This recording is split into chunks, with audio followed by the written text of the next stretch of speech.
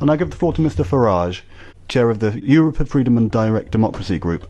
Mr. Zuckerberg, I'm the largest user of Facebook in all the EU institutions in terms of followers, in terms of engagement, so I'm your best client here in the room. I've no idea of the value of that, but I'm pleased to see you, as I hope you are me.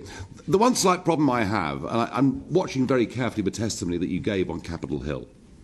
Time and again, people asked you, is this genuinely a neutral political platform?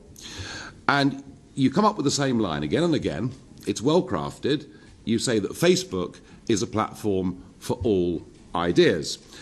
Now, historically, of course, it's true that through Facebook and other forms of social media, there is no way that Brexit or Trump or the Italian elections could ever possibly have happened. It was social media that allowed people to get round the back of mainstream media. Now, perhaps you're horrified by this creation of yours and what it's led to. I don't know. But what is absolutely true is that since January of this year, you've changed your modus operandi, you've changed your algorithms, and it has led directly to a very substantial drop in views and engagements for those that have got right of centre political opinions. The facts are very clear. Just look at President Trump's numbers on a much smaller scale. Look at mine. Look at thousands of other conservative commentators. And on average, we're down about 25% over the course of this year.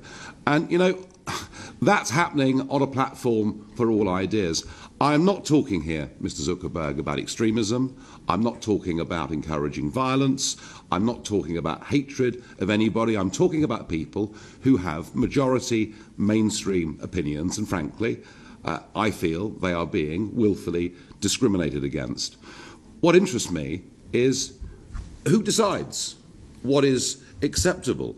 Who are these people you referred to earlier, these third-party fact-checkers? Who are these people? I mean, why is there no transparency in this process at all?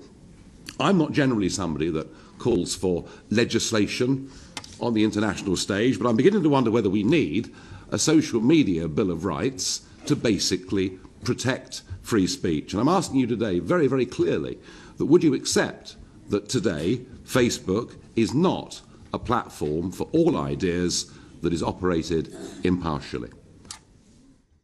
Let me see if there's anything else that is important to touch on. There were a couple of questions about political bias that I want to touch on, because I think that this is a very important topic. As a couple of you mentioned, we are committed to being a platform for all ideas. That means that we want to make it so that people can come to our service and share any idea across the political spectrum.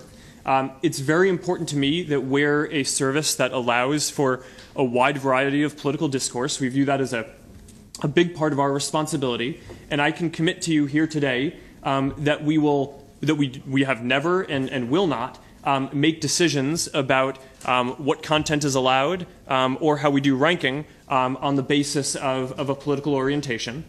So that's an important philosophical point for me that I'm proud to be able to commit to.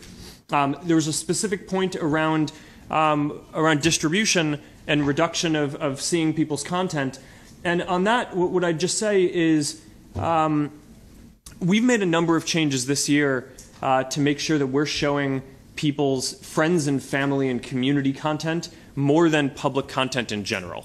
So a lot of the feedback that we've heard from people is that they come to Facebook because they want to stay connected to people. We've also done a lot of well-being research. This wasn't a topic that came up today, but we're very focused on making sure that people's use of technology is good for people's well-being and is not taking away from it in some way.